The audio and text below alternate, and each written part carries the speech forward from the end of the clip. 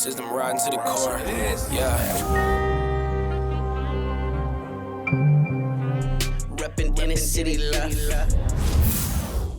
This is the Inner City Left broadcast. Today is Thursday, October 30th. I am Amin TMK alongside Amoja, Lil Tanky Sumler. Amoja, happy Thursday. I haven't seen you in a week or so. An incredibly long time. Incredibly long. We were working on some things. Let's dive in, shall we, to some geopolitics? Or how have you been, actually? How have you been over this last week? We haven't really been able to get on. Lovely. The world goes on, you know. What they say on Wall Street, good day, bad day, same day, some shit like that. Let's watch it again. It's a fantastic film. You should go out there and see it for yourself. Economic bubbles. Who could believe in that? Gordon Gekko. That's a song that we have. Plug. Also, Gordon Gekko, as you know, the actor that plays Gordon Gekko also played the original Ant-Man in the Marvel. Right. What's his name? I can't remember. Dr. Pym. Yeah, Hank Pym. He plays Hank Pym. Yeah. And he also plays Gordon Gekko. And in the third Ant-Man movie, which I don't recommend, not very good. Personally, not one of my favorite Marvel films. And he's like, they're talking about something, and he's like, well, what about socialism? I know it's a charged word. They said this in a Marvel film. Gordon Gekko. What an interesting way to... guys, bro. Disney's the good guys. Why is it a charged word? Can you care to say more, Gordon? Okay, anyway, that's not what we're discussing. There's big news today, my friend. I don't know if you know, big news here in peacetime. Trump, Donnie J, met with the man, the myth, the legend, Xi Jinping. I'll go ahead and give you a little look-see. You're the body language expert, not me. You can take a look here. Maybe talk it out for our podcast listeners.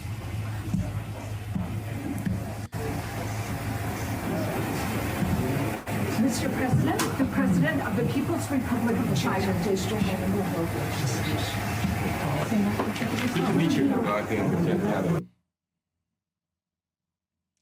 Ooh, it's a lot to look at in there. Okay, so some things that jump out to me off the top.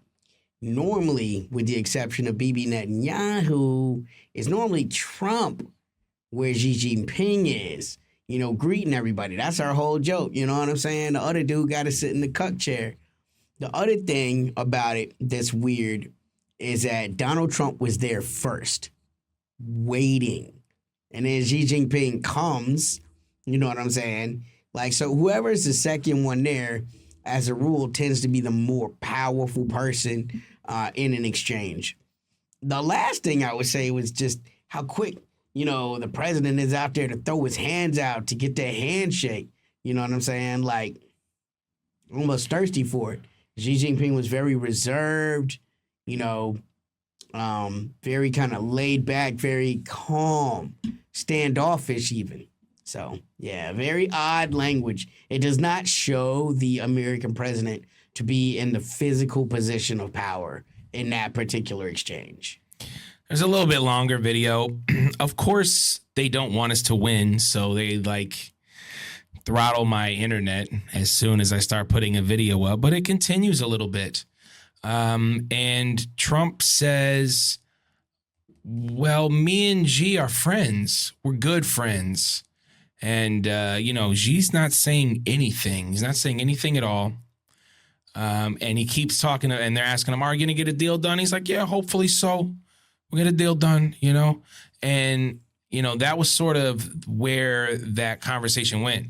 And I think, okay, so that's that. You know, we can discuss them two all we want, but that's not what we're talking about. The two biggest superpowers in the world. We're talking about, you know, nations. So let's talk about this meeting. What did we get? What did you see? I know obviously it's early, so we don't know quite what's going on. There was lots of talks about getting tariff deals done, NVIDIA chips. Everyone seems to be hunky-dory. Is that what's actually happening? I think it's two guys with guns pointing guns at each other. And they just both decided not to shoot for like a small period of time. Nobody's put the guns away. The trade war isn't over. There's a little bit of a talk of a relaxation of tariffs in exchange for the Chinese buying American soy products. You know what I'm saying? Like that seems to be the big deal. Which again, why is that even a matter for the government? I mean, that's, I don't quite understand why it's the government's business to sell American products. It's the product job. I mean, could you imagine like the American government being like, we're going to put sanctions on you unless you buy $400 billion worth of American poetry, right? Like that would never happen. You know what I'm saying? But all of a sudden, the soybean producers have to be protected. Now, again, it seems heartless unless you look at the fact that by and large, these are not small farmers. Like soybean is big agro. And so normally when you see soybean farms, like these are like ADM, right? These are mega billion-dollar, conglomerate corporations. It does hurt the small American farmer, but there's not a lot that's helping them anyway right now. The good thing is, again, there seems to have been some preliminary agreements where the Americans decided they were going to try to sell more of as you said, the NVIDIA chips into China in exchange for the Chinese relaxing or at least not enforcing for a small period of time the rare earth processing. That's the loggerhead, right? Everything else is a little bit of smoke. Now, why again is America so preoccupied with the rare earth? The rare earth minerals are how you make the high-end components for your military machine. All of your missiles, most of your planes, your jets, almost all of the things that go boom. Cell phones. So pretty much your technology industry and your military industry are tied 100% to these materials. And China, what the Americans have done, the Americans have essentially said, we will not give you our chips. And so China said, we will not give you rare earth. And so there seems to have been a slight detente for just a year. Again, this is not gone. They just kick the can down the road a little bit. Like, if you blaze, I blaze. I think the problem in this fundamentally is that they're different types of problems. The computer chips that the Chinese are making are only about a generation or two behind NVIDIA, right? Whereas the NVIDIA performance is the best right now, which is needed for like AI applications. The Chinese have just been clustering their processors, and so you're able to get a similar type result. If you think about it, the Americans are, because they're a generation ahead with their microprocessors, they have a 2 to 5 year advantage over the Chinese. However, the rare earth advantage that the Chinese have over the Americans is foundational. Most of the talks say anywhere between 10 years to 30 years to catch up with where the Chinese are as far as mining rare earth and processing. Processing is the hard part, So, yeah. Well, I mean, those are all good points, and I think someone mentioned to me about this a little earlier that former President Nixon, was in Beijing, 1979. Talking with, China's leadership then, sort of in this way to kind of stay China just a little bit because they wanted to focus on the Soviet Union. And you can see that right now the United States is still involved in Russia. The Tomahawks, will they, won't they, who knows? But they are still directly involved in that conflict. the Holocaust in Gaza, and then the forthcoming looks like invasion of the West Bank is obviously still a big part of what's going on in the American-Israeli agenda, the Western agenda. And you're right. Maybe this is just okay, let's just kick this down the line. You got your thing. We got our thing. And we'll see where it lands in 2 to 3 years. Where you can tell the go ahead. Americans were very interested in making it look like they won, right? And there was really no winner.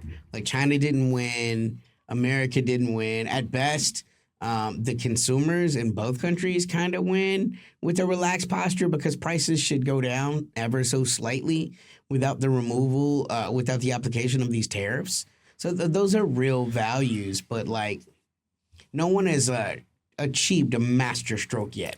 Yeah, and Trump just cannot help himself with getting back and being like, look at the deals that I did. Look at how I made it happen. Look at me. You know, it's just like another little PR win for the Red MAGA team. And they need one. I mean, they need one real bad. So I don't want to move past, obviously, this is a big meeting. There will be more information that we know, but it's not like, oh, they decided that there's not going to be any conflict in Taiwan and they're going to stop funding, sort of the separatist movement there. Though the big hot button issues are still there. So maybe, yeah, there'll be lesser prices and you'll have some PR wins, but for the most part, the superpower statecraft is still on. Let's talk a little bit about Russia, shall we? Can we talk a little bit about Russia? I want to show you this right here. This is a problem. Russia completed tests of can you help me with this? I know it's the Budavishnik missile that was confirmed by President Vladimir Putin. His chief general staff said the Budavishnik was airborne for 15 hours, covered 14,000 kilometers, and that is not its limit. It demonstrated its ability to bypass missile defense systems. This is from Sputnik, India. We've talked about the missile technology from Russia. This thing can pretty much fly around the world. Do you want to talk a little bit about this missile? Why is it a game changer? And maybe we can kind of get into the realities of the special military operation. As the Orishnik goes, right, it's a fascinating vehicle because, you know, we've talked about its ability to travel at like Mach 10. It's a great penetrator. You know, it doesn't need necessarily a kinetic vehicle to achieve its result. The Budavishnik, however, from an engineering point of view, it's like Mustafa. Just when you say it, you just get the chills. Budavishnik is on a whole nother level, right? Like no other country in the world has this weapon. Though for a brief time in the 50s and the 60s, the Americans did some research on this. Theoretically, people believed it couldn't even be done. So what are we talking about? What makes it such an engineering marvel? It's a nuclear missile, right? People are like, oh, we've had nuclear missiles since the 40s. No, this is a nuclear missile, right? Normally, missiles use solid state fuel or liquid state fuel. This missile is powered by a nuclear reactor. Like a double chocolate brownie. What? Right? So, like, it doesn't run out of fuel in the traditional way. Whereas a solid state rocket only has so much fuel it can burn and then it's done. Same thing with a liquid state rocket. Or, you know, there's only so much fuel before it's done. Having a nuclear reactor, it's able to operate literally for months at a time, just loitering like a drone, a hypersonic drone that can hit anywhere in the world in under 30 minutes. I mean, that's fascinating. And the thing that goes without saying with a missile such as this is almost undeniably, it will be nuclear tipped. There's no reason. The cost would be prohibitive, right? To put a conventional weapon on a missile fueled by a literal nuclear reactor. What are some things that fuel nuclear reactors fuel? Okay, so one, power plants, right? Two, aircraft carriers. You know what I'm saying? Submarines. Submarines. That's it. There are no nuclear reactor tanks. There are no nuclear reactor planes, although, again, there's been, designs that the Americans and the Russians, truly the Soviets before the Russians, investigated. But to actually bring this past just a proof of concept, to actually have something that's more than a prototype as a warning, this is incredibly dangerous, right? This upends the entire nuclear conversation. Most peer level nuclear nations like the United States, they have something called a triumvirate. Like there's a triforce, right? There's the missile systems like the Minutemen and the Jerichos, the ICBMs, the scary things that we all grew up terrified of, right? But those are in silos. Locked the fuck down, just like in the movie. The two keys, got to get a code from the president, all of that. Switch it right? at the same time. Right, 1, 2, 3. Right. You have the nuclear missiles in the submarines, right? The Russians have these, the Chinese have these, the Americans have these. Just nuclear submarines that are floating around in oceans waiting for a code, And then, of course, there's the aerial bombers, right? The Air Force component of it. Normally, those are the three ways of delivering nuclear missiles. But all of them require a certain level of readiness, right? Like even the submarine, you have to kind of have it encroaching upon the Russian, boundaries or, God forbid, encroaching upon the American coastlines, and then it gets a code. This represents something far more significant because it's not manned, right? This is something you can launch and forget, whereas with an ICBM, you need the two keys, turn it, code from the president. This is the kind of thing where it's looking for a radar signal forever, right? That radar signal is don't go. But if one day it wasn't to get that code, it might go with a pre-programmed wherever they have determined this one is set for. And this is not just what Russia's strongly insinuated. They have far more than just one of these missiles. It's a paradigm shift. This is why, like when liberals talk about Ukraine, they don't understand the scope of how serious this is. They don't understand, and this is in many conversations. This is the story between the Putin-Trump conversation, right? When Trump was like, "Oh, I'm gonna give Zelensky the Tomahawks." The word is, Putin explained to Trump, we'll be demonstrating a proof of concept quite soon that'll explain to you in no uncertain terms why we will not accept Tomahawks in Ukraine. So many red lines have been crossed, but now we're starting to enter truly dangerous territory. Because ask yourself, how do you shoot down a nuclear missile? A nuclear missile, right? Again, presume even under the best circumstance, excuse me, that it's a conventional weapon. Against all reasonable doubt, right? Imagine it was a conventional weapon. You still have to deal with the fallout, right? The nuclear radiation from shooting down a missile that has a nuclear reactor. So it's a flying Chernobyl, and that's the best case scenario. Yeah, it's a Chernobyl flying a Nagasaki is the way to think about it. Because you got the big boom, as the warhead, and the power plant itself, like the engine of the missile, is a nuclear missile. We may not ever have to worry about that because it might not be able to be shot down. It wouldn't be prudent to shoot it down. Like, I mean, you know what I'm saying? I mean, where would you be comfortable shooting down a nuclear reactor? wherever that happens, Yeah. there's going to be. But they couldn't if they contamination. wouldn't, you know? I mean, Right. exactly. Obviously, of course. And also, shooting it down would mean that the big boom would go off in a place that it wasn't designated to, at least. And that would be a better.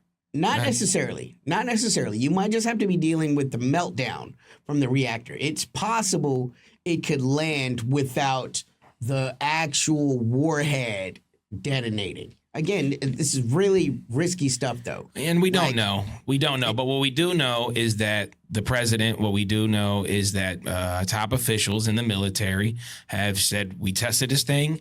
It works.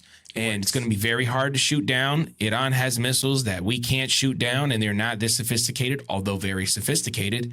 And no matter what happens, best case scenario, you have, I don't want to say Chernobyl. I don't want to say that, even though I do understand what you mean. It is a nuclear reactor that will give nuclear fallout if it were to happen. And if you shoot it down, that's where it is. And I think, again, this goes back to another large escalation, the same one that the Orishnik kind of was meant to address, was, again, the negotiations. The end of the special military operation is nowhere in sight. And we see Russia basically at the point of taking over all of the Donbass. They are now in this city called Petrovsk. They're also encircling other cities. 5,000 troops, 10,000 troops. We do know it's looking very bad for the Ukrainians. And the Russians are trying to say, look at this missile. Look at what we're about to do here in Petrovsk and these other areas. Are you sure this is what you want?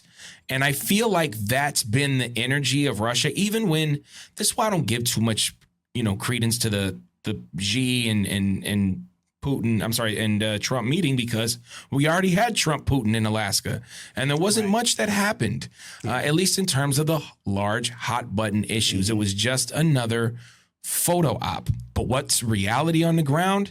Ukraine is lost. It is done. And only by negotiation and discussion can we get to a place where we can move forward. And Zelensky and obviously the Donald Trump, Donald Biden team, the Anthony Blinken-esque policy of Donald Biden is not allowing us to move forward. Your thoughts? Yeah, I mean, Pokrovsk is even worse than people assume it to be, right? I think you mentioned the fact that they're operationally encircled. That is a fact. The entire city is cut off. The Russians control the logistics. There's a force of 5,500 Ukrainians completely cut off from supply and support, to the point whereas Putin is so certain of the imminent fall of the city. Two things happened of note to me. One, he's using his drone forces to drop leaflets on the Ukrainians, just saying, look, you're completely surrounded. It's not worth it. Surrender. Just don't give up your life for Zelensky, right? They're dropping flyers on the encircled army. Two, he's offered a temporary ceasefire for a certain amount of hours to allow international journalists to come into Pokrovsk to observe the situation and to speak to the soldiers that are surrounded. That's as bad as it gets, because it allows Putin then the ability to remove all doubt about who's winning, all of the stories that the American president continues to say about the numbers, right? Because Putin could just go in and kill all of those men who chose not to surrender. He will at this point have had the opportunity to say, everyone sees I gave these people an opportunity to surrender. They didn't take it. I allowed the international news media to come in and observe the situation. It frees his hand to do whatever at that point. To take them to take them prisoners of war, right? Or to just decimate the force. And Zelensky losing, first off, the city of Pokrovsk is incredibly bad. Huge logistics, like you said. It's one of the keys to the Donbass, that whole region. You know, it's the last major city in that area, and the Russians are about to take it. But two, you're losing 5,500 soldiers. I mean, that looks bad.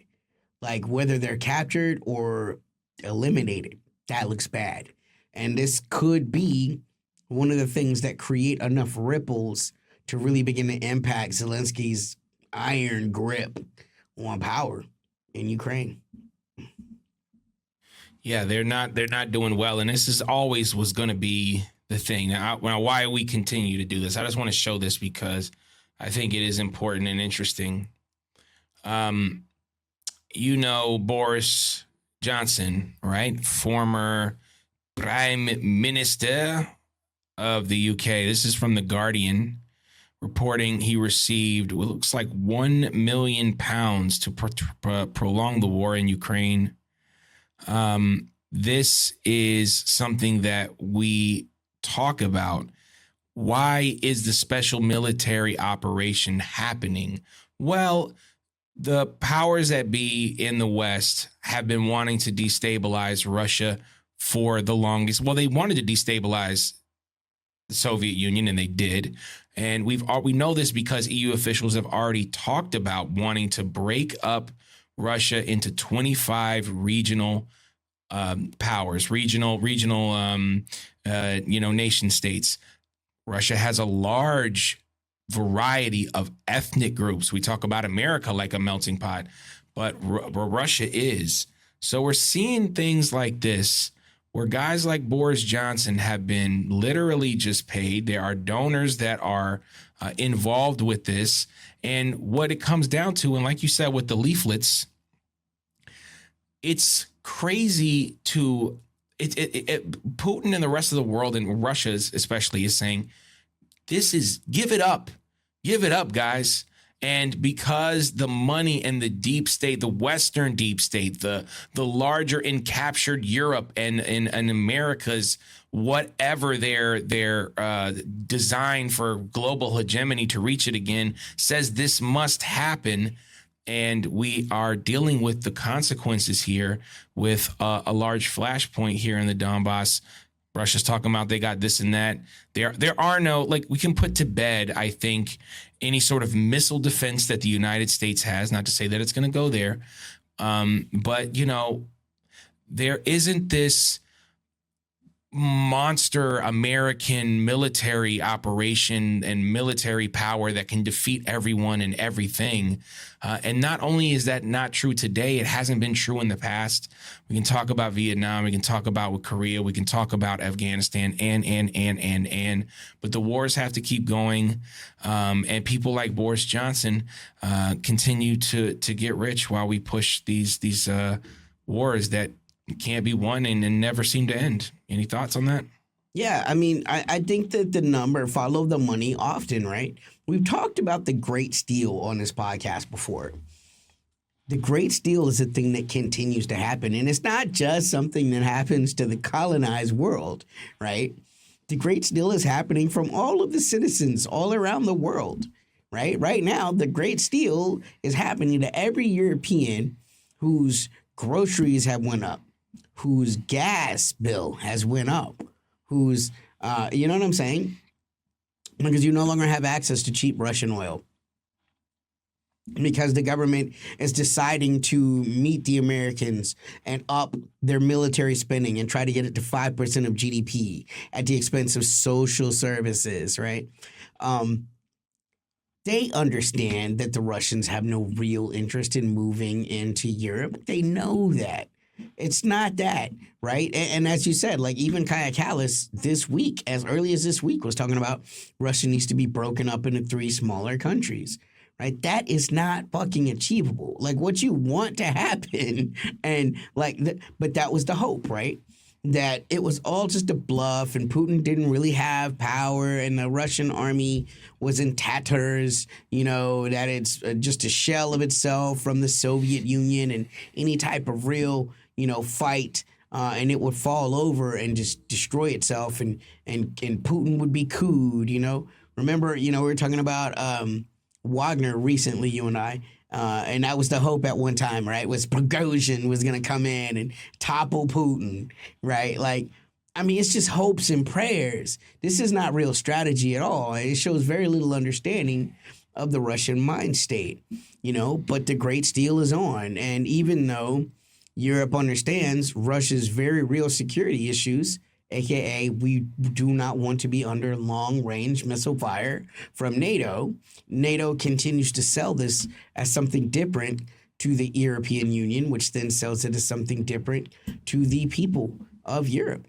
And their lives and their livelihoods are being consumed while people like Mr. Hare, right, just get rich.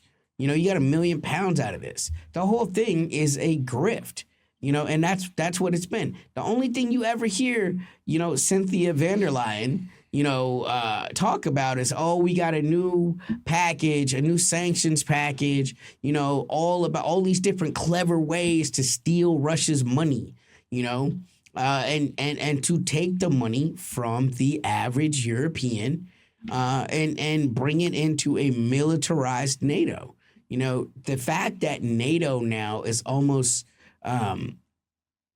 synonymous with the EU is a very telling thing. And the fact that they're both headquartered in Brussels, by the way. They're not actually, the EU headquarters and the NATO headquarters are less than a mile away from each other. That's crazy. Just saying. Yeah.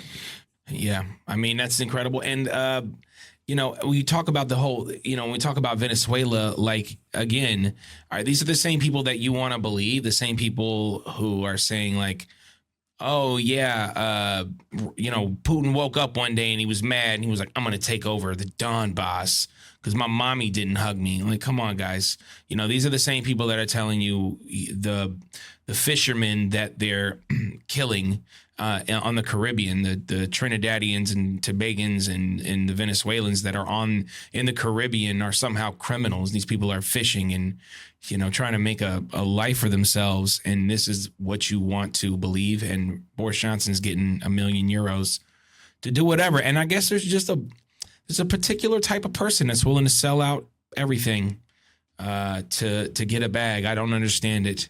Last thing I want to show, and then we'll start moving on here. Check it out. Maybe you guys don't understand. We out here in the streets. The people have been asking. They've been talking, when you guys going to be out, when you guys going to be doing your thing. We will be in L.A. Doing some music at the Visions of the Future. It's a socialist music festival. We're going to be doing a musical performance along with some of our comrades there. And on the 9th, we're going to be doing a live broadcast from LA. So we hope you guys check that out. If you're in the LA area, come rock with us either or both days. We would love to see you. Those are the things that I had to say and that I wanted to show. Tanky, I'm going to give you the final words. What did we miss? What's the vibe? What are your final thoughts? We brought up Wagner in passing. I'll say, word in the street is there's a significant Wagner presence in Venezuela right now. These are just the rumors that I'm hearing. I don't know if that makes the Venezuelans feel more safe or less safe. Me, how I feel. I feel like mercenaries are not very reliable. I mean, even if they are quite good at what they do, people that kill specifically for money are a little bit, capitalist when it comes to that. And the people with the biggest money tend to be able to be the ones that control that. But if they are there, it certainly is a complication that everybody will have to factor in. And time will tell. We'll know really shortly if Wagner is, in fact, in Venezuela or not. Yeah, I want to give a shout out to our podcast listeners. We're available everywhere you find podcasts, Apple Podcasts, Spotify, all that good stuff. You can find our music available. Just search Amin TMK, Lil Tanky, Fables, Foibles, and Other American Sins. available in the description. Patreon.com/InnerCityLeft. Shout out to our patrons. Yeah, I think that's all we got today for Tanky. Sorry we were off. You know, we were working on things. They don't want us to succeed, but Maya Angelou's still our rise. They can't deal with us. In spite of all, we end up having shit. That is a fact. For Amoja, Lil Tanky Summer, I'm Amin TMK. This is the Inner City Left broadcast. Peace. System riding to the core. Yeah. Reppin' inner city left.